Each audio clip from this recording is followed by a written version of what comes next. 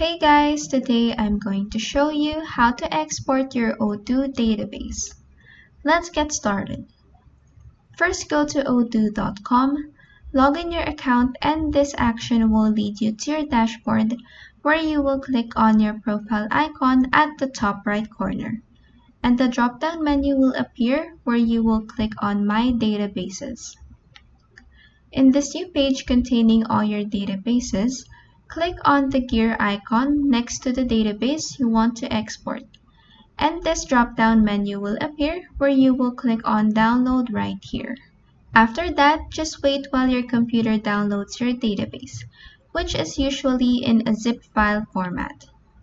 After it's done downloading, this pop-up will appear from your top right corner, indicating that the download is done and that your zip file is now available in your computer. And that is how you can export your Odoo database. If this video helped you, please like and subscribe for more helpful tutorials.